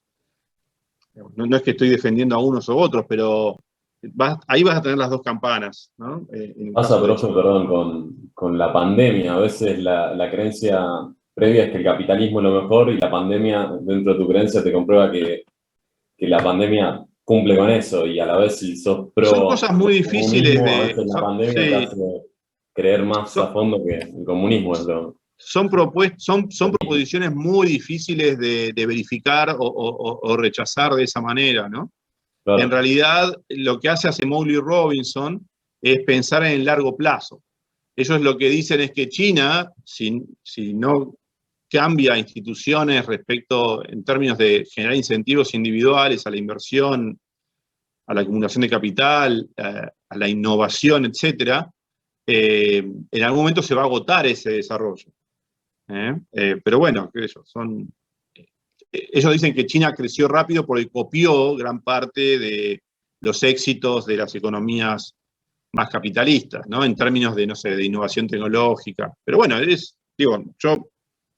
la verdad que es un tema complejo y no creo que se pueda, así como, no sé, rechazar o aceptar una hipótesis u otra así de forma fácil, digamos. También estamos en el medio de la película. Profe. En 20 años serán otras conclusiones. Sí. Profe, la pregunta que yo me hago por ahí viendo este tema es ¿hasta dónde se puede ser objetivo en las instituciones en un mundo que somos diferentes todos, digamos? ¿Hasta dónde la subjetividad de las personas, digamos, convierte en la institución algo propio? No sé si me explico. Bueno, eso, a ver, eso vos estás tomando ahí un argumento por ahí no sé, me imagino, no de la economía, sino que viene más de la sociología, en el sentido de decir, bueno, en realidad las instituciones, del pensamiento marxista, ¿no? Las instituciones en realidad son como una construcción de la clase dominante para mantener el poder, o apropiarse de eso para mantener un statu quo. Digamos, eso puede ser un argumento, pero claramente no es el que tenemos en economía, ¿no? En economía creemos que las reglas de juego son lo que genera incentivos para... pensamos en términos individuales, no de clase y dominación, ¿sí? Pensamos en términos de contratos, de incentivos individuales, de decisiones individuales, son dos puntos de vista que no tienen nada que ver uno con otro. No sé, en economía se piensa como de esta manera, ¿no? Por lo menos en economía mainstream. Sí, la economía mainstream o un modelo así puede explicar la emergencia de mafias o que un grupo que coopte el poder para beneficio personal, ¿no? Beneficio del grupo. Eso sí se puede explicar, y se puede explicar que permanezca eso, ¿está bien? Es más, en el libro este de Asimov y Robinson, varios capítulos hablan de eso. Eso se llaman instituciones extractivas, ¿no? Cuando, no sé, un grupo logra de alguna manera beneficiarse de los demás, extrayéndoles el esfuerzo. Sí. Ahí tenés como algo, esto que vos me decías, me parece. Digamos, es una explicación plausible. Ahora, por lo general, es otra forma de ver, ¿no? No es que el pensamiento más marxista lo que dice es que todas las instituciones del capitalismo están pensadas como para someter a la clase trabajadora. En cambio, lo que dice Asimov y Robinson, no, mira, en algunas naciones, algún grupo generó todo un sistema de reglas para beneficiarse. Son dos ideas muy distintas en ese sentido, ¿eh? Pero en otros países funcionan bien las reglas o las instituciones y generan crecimiento. ¿Sí? En economía hay que pensar en términos de incentivos y de juegos, ¿eh? En términos de incentivos e interacciones entre individuos. No en otros términos que no partan de eso. Uno puede explicar justamente muchas cosas a partir de eso. No hace falta meter cuestiones de afuera. Pero bueno, esa es como mi lectura, qué sé yo. Bueno, entonces, ¿cuál es el problema? Fíjense, acá lo que dice es muy importante. Puede ser que sea imposible mantener a los hombres en el sendero de la justicia. ¿Por qué? Porque el hombre está seducido está seducido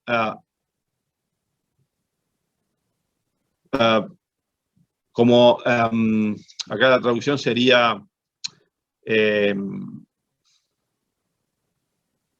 por su grandeza e importancia. No, acá está seducido como a alejarse de este grande, importante, pero distante interés. Es decir, uno, digamos, está seducido a alejarse de este distante interés, pero que es el más importante, que es el interés en la continuación de la sociedad, por un beneficio presente, por una tentación presente. Entonces, justamente la justicia hace que esta tentación de obtener ganancias presentes a costa de un beneficio futuro, que puede ser más grande, la justicia lo evita en algún sentido. ¿Está bien? Ahora, uno podría preguntarse, bueno, ¿por qué la gente o algunos hombres pueden tener esta tentación de vivir, digamos, digamos, la tentación del corto plazo? Bueno, pues puede ser que sus tasas su factor de descuento temporal sea muy bajo, es decir, no piensen mucho en el futuro. ¿Y cuándo uno no piensa mucho en el futuro? Bueno, uno podría ver, por ejemplo, cuando la gente es más pobre, muy probablemente piensen menos en el futuro y más en lo inmediato. Entonces, prefieran un beneficio inmediato que un beneficio futuro más grande. Entonces, tiene mucho que ver esto con la tasa, tiene mucho que ver en relación a cuánto valoramos el futuro. Y uno podría armar modelos, por ejemplo, de distintas valoraciones del futuro. Seguramente la gente que tiene más ingreso valora más el futuro que la gente que tiene menos ingreso. Porque justamente la gente que tiene más ingreso puede hacer inversiones, etcétera, que van a rendir en el futuro. La gente que tiene menos ingreso preferiría, en un sistema, digamos, político, por ejemplo, democrático, sacarle esas inversiones que están haciendo los que tienen más ingresos y consumírselas en el presente, a costa de no ser tan ricos en el futuro. ¿Está bien? Entonces, bueno, hay todo un tema ahí que uno podría jugar con estos distintos factores de descuento. Entonces, fíjense lo que dice. Entonces, para resolver este problema de la tentación de la ventaja del presente en relación al futuro, los hombres deben instituir algunas personas, acá surge la noción de institución, algunos de sus miembros, y los van a llamar magistrados, con el objetivo de decretar la igualdad, castigar a los transgresores. Equity en realidad tiene que ver más que nada con la ecuanimidad, digamos, ¿no? No la igualdad, sino la ecuanimidad. No es una igualdad en términos distributivos, sino la idea de que todos somos como iguales ante la ley. Es la idea de equidad. Castigar a los transgresores, corregir el fraude y la violencia, y obligar a los hombres a consultar su propio verdadero y permanente interés, que es justamente el de vivir en sociedad, porque de esa manera, a largo plazo, son más ricos, digámoslo, ¿sí? Son más felices, podríamos decir incluso.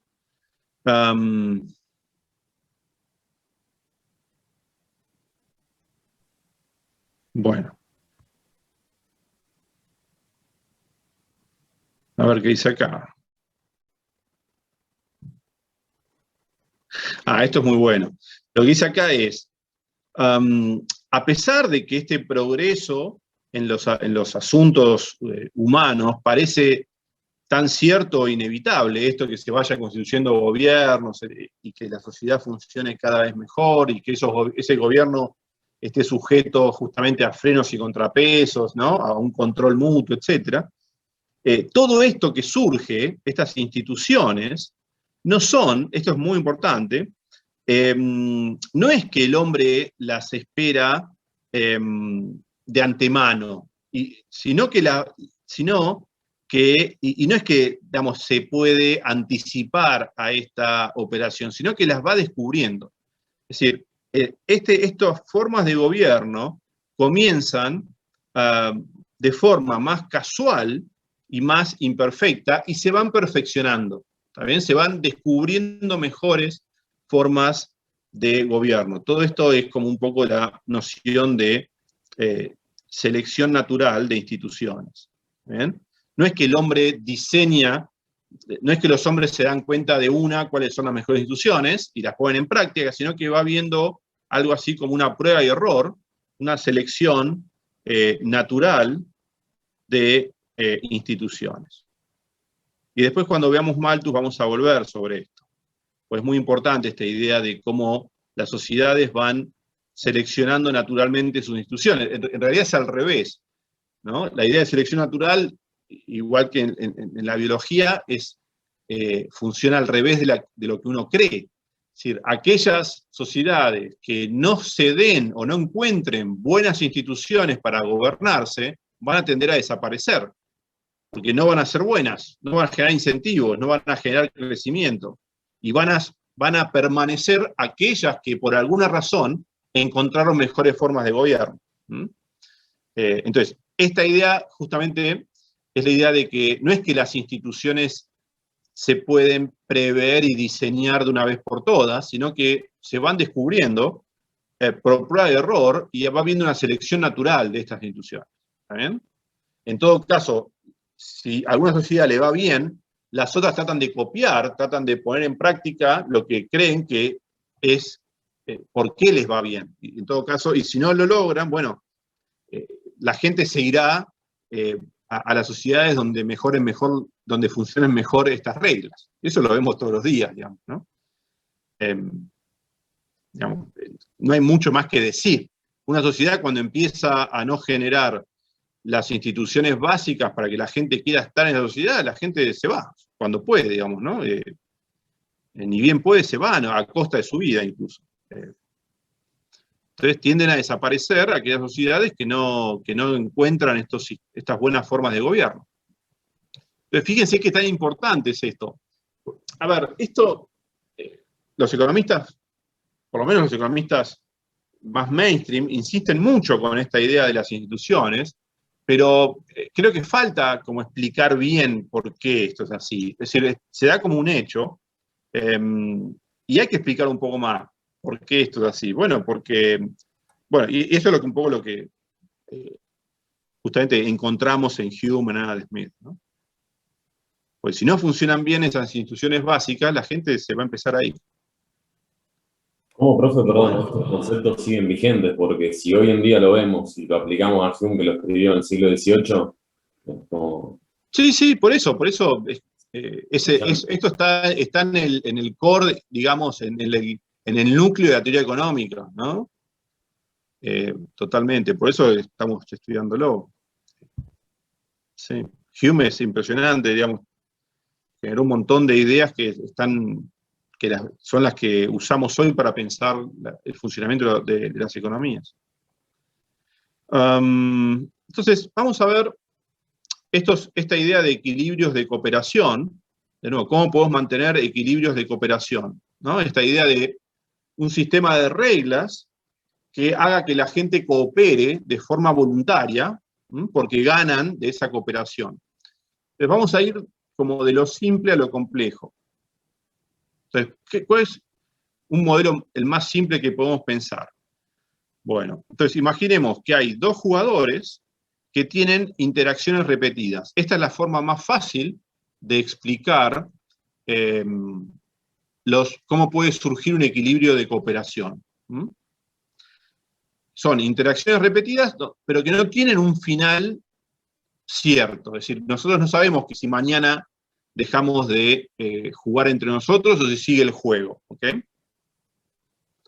Y esto es fundamental. No sé, los que hayan visto algo de juegos saben que los juegos dinámicos o repetidos, si tienen un final, los jugadores se adelantan a ese final y empiezan a hacer como backward induction, ¿no? Empiezan a decir, bueno, si al final del juego vas a jugar de esta manera, entonces en la anteúltima etapa vas a jugar de esta, y así podemos... bueno, imagínense que eso no se sabe cuándo termina el juego. Entonces, cada jugador, bueno, aparte de esto, fíjense que hay que poner varios supuestos, aparte de estas interacciones repetidas sin un final cierto, estos dos jugadores conocen la historia de las acciones de cada uno en el pasado. Esto es importante, conocer la historia. Se acuerdan de lo que cada uno hizo en el pasado, porque si no se acordaran, imagínense que es muy fácil defraudar, ¿no? Es como, no sé, cuando... Es decir, alguien que pierde la memoria todo el tiempo, uno le puede mentir y mentir y mentir y nunca esa persona se va a dar cuenta que estamos mintiendo.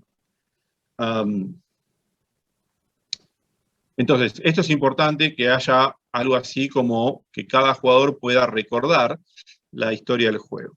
Entonces, si este es el setting del problema, entonces cada jugador, de forma creíble, eso es muy importante en juegos, la credibilidad de la amenaza. Es decir,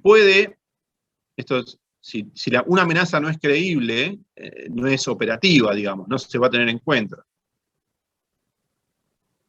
O una promesa, lo mismo, ¿no?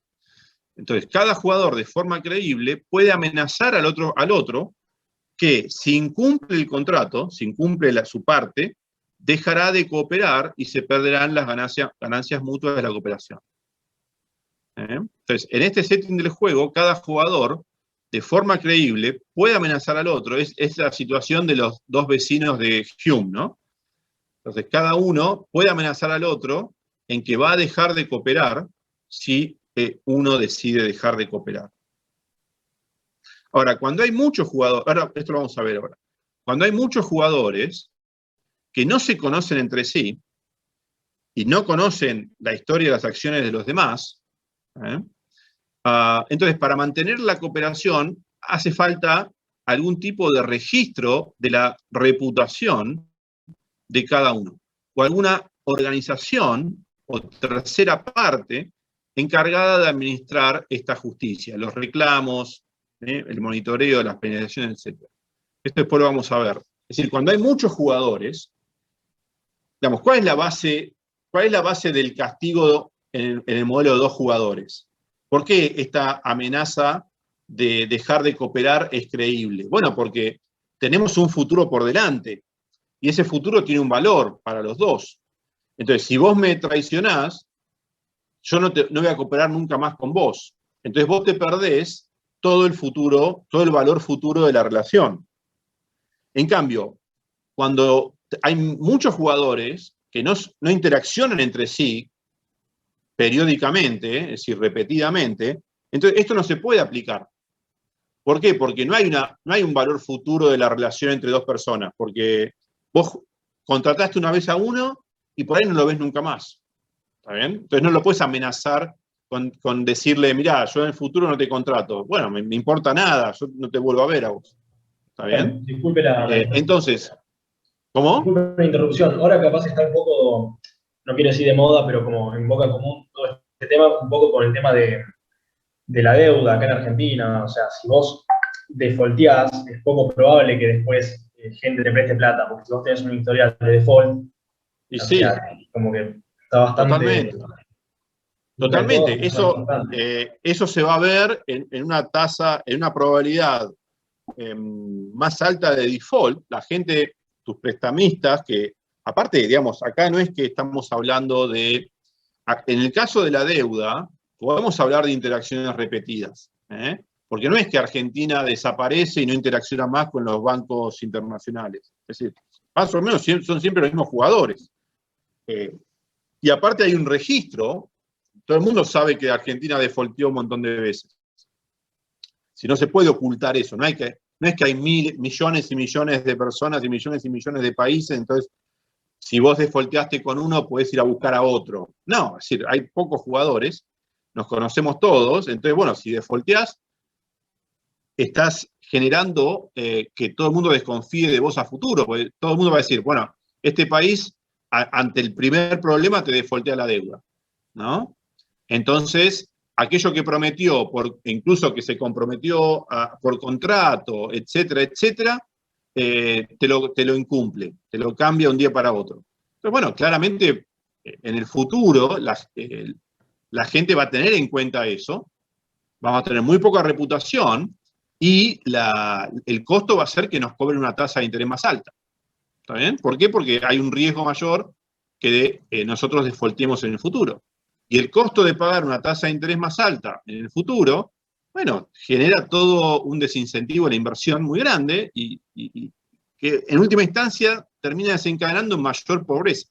Inclusive que ni siquiera nos presten más allá de una tasa. Por eso, bueno, o en el caso extremo ese.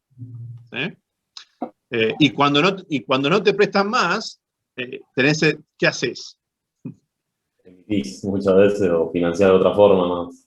Tratás de ver a quién más podés extraerle recursos y decir, bueno, ya les saqué a los de afuera, es decir, no les devuelvo el capital, no les pago más intereses, pongamos, no sé, le robé la mitad de lo que me prestaron, no se lo devuelvo. Pero así me sigue faltando dinero, bueno, voy, expropio a alguno, te cobro un impuesto a los otros, emito, que es otra forma de impuesto. Entonces, bueno, así claramente nadie va a invertir más en Argentina, ¿no? Pues cualquier inversión, ya sea inversión financiera o inversión física, está expuesta a un riesgo de expropiación muy alto. Entonces nadie va a querer ningún activo ni financiero ni físico en Argentina. También ligado con lo que decía usted hace un rato de reglas de juego claras, digamos, o sea, está muy ligado con eso también, me parece, ¿no? Sí, sí, claramente, claramente. Bueno, entonces, cuando salimos de ese setting y tenemos ahora muchos jugadores que no se conocen, para lograr la cooperación entre estos jugadores, que nunca más van a interactuar entre sí, se necesita que exista una parte o un registro de cómo fue el comportamiento de cada uno en el pasado. Y que cada jugador pueda consultar, si quiere, ese registro de la reputación pasada de cada uno, para decidir si contrata o no contrata con ese jugador que está ahora viendo si contrata o no. ¿Dónde está esto, por ejemplo? ¿Dónde lo ven casi todos los días esto implementado? Ese sistema de reputación.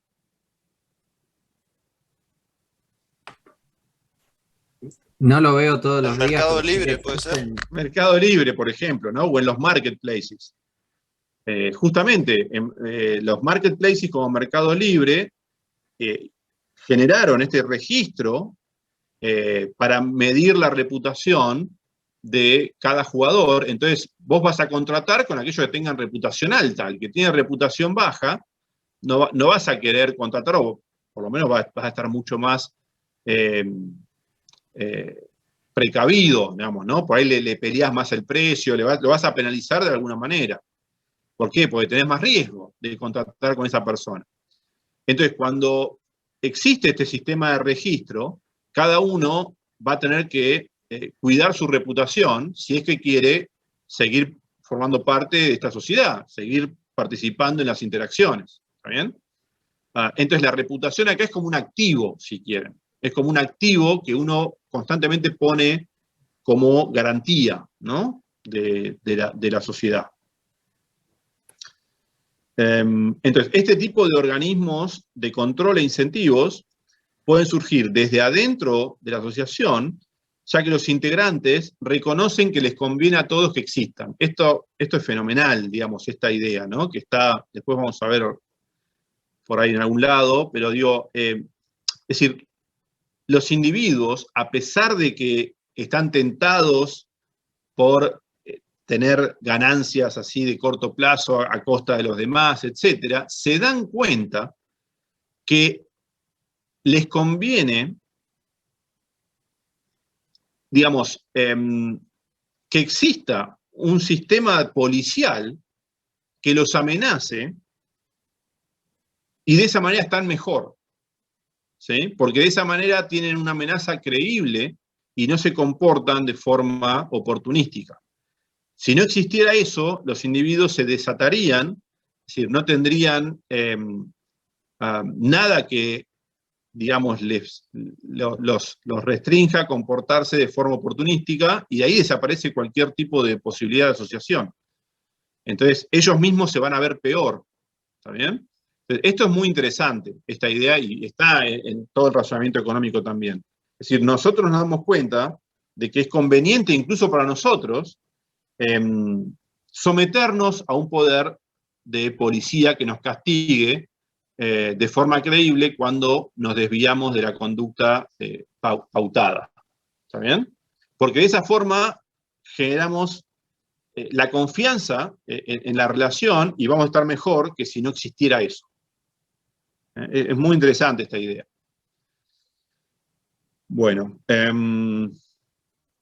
Bueno, estas instituciones de gobierno pueden funcionar en forma privada, después vamos a ver cómo es esto, es decir, dentro de la misma asociación.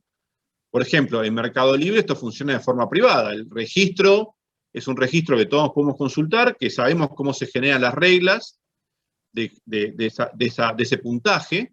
Eso sería una institución de gobierno privada.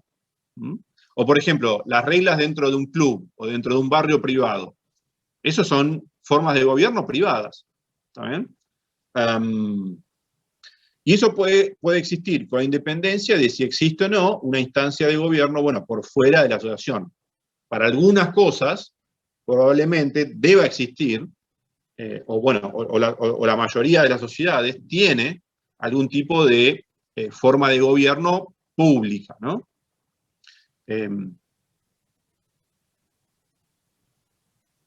Bueno, entonces, ya van a ser las 9. Por ahí lo que puedo hacer es seguir con esto la próxima. Entonces, vayan, ahora les voy a subir esto y les voy a subir también a todo lo que quiero que lean para la próxima. Entonces, el juego es un juego de este tipo. Fíjense que si se juega una sola vez, el equilibrio de Nash va a estar acá. Porque cada uno tiene incentivos. Fíjense, uno diría, bueno, ¿por qué no se juega este equilibrio que es mejor? Bueno, porque si estuviéramos acá, el jugador 2 y el 1 tienen incentivos a jugar traición en vez de cooperar, y terminan yendo a este equilibrio donde ganan 1 y 1 en vez de ganar 2 y 2. ¿Ven? Y no hay forma de mantener este equilibrio, salvo que, bueno, obliguemos a los individuos a jugar a esto, o que ellos mismos se den cuenta que les conviene jugar esto. Pero ¿cómo se van a dar cuenta que les conviene jugar esto? Bueno, si hay una forma de establecer algún castigo entre ellos, si alguien no juega esto. Pero la única forma que se pueda generar una amenaza sobre eso es que el juego se repita, que haya un futuro para poder castigar si alguien se desvía. Entonces, en el juego repetido, vamos a ver que se puede mantener este equilibrio de cooperación, donde los dos ganan más que jugando de forma aislada, si quieren.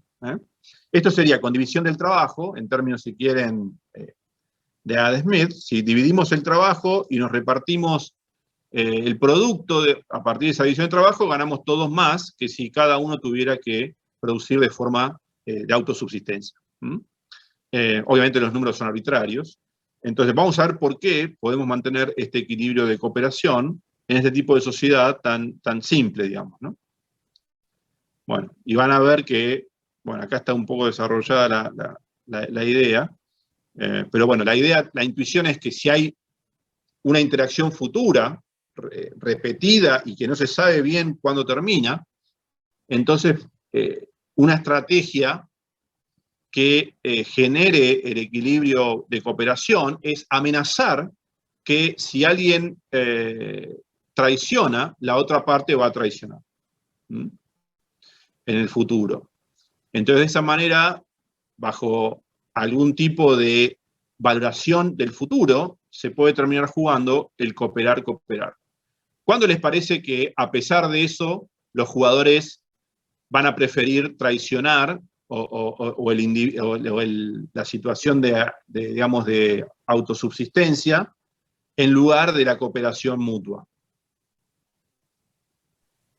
En términos intuitivos. Claro, ¿cuándo los jugadores van a preferir jugar 1-1 que 2-2? Es lo que dijo usted, o sea, si se juega infinitas veces o indeterminadas veces, es lo que dijo usted del factor de descuento, cuánto les interesa el futuro. Exactamente, porque acuérdense que se juega cooperar cuando el valor que tiene no ganar, digamos, el futuro de la relación, perder ese valor futuro de la relación, no es tanto como lo que gana cada uno desviándose. Por ejemplo, si el valor futuro de la relación acá fuera menor que 2, que es lo que este gana de pasar de ganar 2 a 4, entonces cada uno de los jugadores va a decir, bueno, prefiero traicionarlo, me llevo 2 más que acá y estoy mejor. Ahora, entonces, para alguien que piensa en el presente inmediato, contiene, no sé, un factor de descuento muy bajo, va a preferir esto a ganar 2 para siempre. ¿Está bien? Porque eso está en el futuro, no está ahora. Bueno, entonces claramente, como bien decís, Gonzalo, esto va a depender de qué tanto valoran en el futuro los individuos de esta sociedad. Y acá también tenemos otra intuición muy importante, ¿no? Y que es endógena también. Acá hay escrito muchas cosas sobre esto, porque el factor de descuento también puede ser endógeno, en términos de que, justamente, en la medida en que somos más pobres, menos valoramos el futuro, y en la medida que menos valoramos el futuro, menos invertimos y somos más pobres. ¿Se entiende? Más corto plazo. Entonces se genera una retroalimentación de eso, donde prácticamente el futuro pasa a ser algo que no cuenta para nada. Bueno, y esa es una tragedia, porque terminamos en una situación de pobreza total. Nadie quiere invertir en nada porque sabés que te van a expropiar, básicamente, porque todo el resto de la sociedad está queriendo consumir lo que pueda ya, digamos, ¿no? Porque no hay un futuro, no se piensa para nada en el futuro, no se valora el futuro. Entonces, bueno, claramente ahí va a estar la clave. Cuanto más alta sea la tasa, digamos, el factor de descuento, cuanto más bajo sea la tasa de interés, si querés, más va a valorarse el futuro y más inversión va a haber. Entonces acá es muy importante esta idea porque es lo que genera a largo plazo que las sociedades prosperen o no. Ahora, no es la tasa de interés lo que hace eso, sino, en algún sentido, el sistema de reglas que vos tengas. No, la tasa de interés puede funcionar como una compensación a lo que en realidad está pasando, ¿no? Bueno, acá lo que tenés es que en este sistema de dos individuos, sí, el factor de descuento es determinante, pero digo, cuando vos tenés entidades de gobierno, vos podés hacer que estos individuos, por más que tengan tasas de descuento bajas, prefieran cooperar porque tienen un castigo, si no.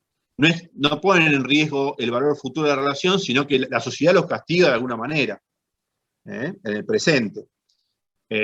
Ahora, digamos, entonces, ahí hay un tema de cómo pasar, que lo vamos a ver después, de esta situación donde la cooperación se puede mantener cuando hay una repetición en el juego, a una situación donde donde no hay una repetición en el juego, pero igual la cooperación se puede mantener cuando hay un organismo de justicia.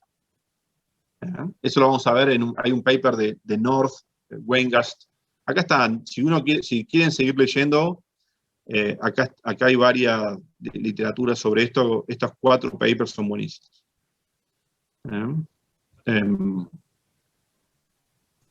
¿Puedo hacer una pregunta? Sí, claro. ¿Hay algún esquema que parta así como el del equilibrio de una sociedad chica, pero que no parta de una situación de igualdad, quiero decir? Porque ahí pareciera ser que los dos individuos son idénticos. Sí, vos lo podés generalizar a esto. La idea acá es que, a ver, más iguales que sean las situaciones iniciales, vos no estás obligando a nadie a formar parte de la sociedad. No es por obligación que se forma la sociedad. Cada uno voluntariamente prefiere formar parte de la sociedad porque gana más que si tuviera que hacer todo de forma aislada. Por más que no seamos todos iguales originalmente. Acá nadie está obligando a nadie a formar parte de la sociedad. Si los jugadores forman parte de la sociedad es porque les conviene. Acá no hay ningún tipo... O sea que, digamos, eso no sería un problema acá, ¿sí? Es más, uno podría poner acá una regla de reparto en función de cierto capital inicial o cierta cantidad de horas que cada uno trabaja. Y que se reparta, la regla de reparto sea en función de las horas que cada uno trabaja, o del capital inicial que tenga. El tema es que el problema está en que cuando hay desconfianza, en que la regla esa se cumpla, ¿está bien? Que uno traiciona al otro, cualquiera de los dos. Digamos, y esto aplica para el que tenga más plata o para el que tenga menos, digamos,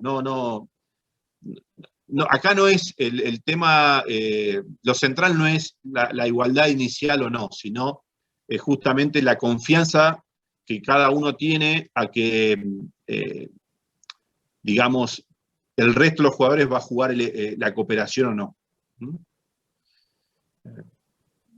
Digo, no, si querés pensar otra situación donde pueden ser desiguales, acá, fíjate, acá sí, está entrando en una situación simétrica, pero podría ser asimétrica. El tema es que lo que gane cada uno cooperando sea mayor a lo que gana cada uno de forma aislada. ¿Mm? Lo que queremos explicar es eso. ¿Por qué la gente vive en sociedad? Cuando podría no vivir en sociedad. A nadie le obliga a estar acá. Vos te podrías ir a, no sé, a cualquier otro lado. Pero ¿por qué permanecer en sociedad? Bueno, la idea es que hay ganancias de eso.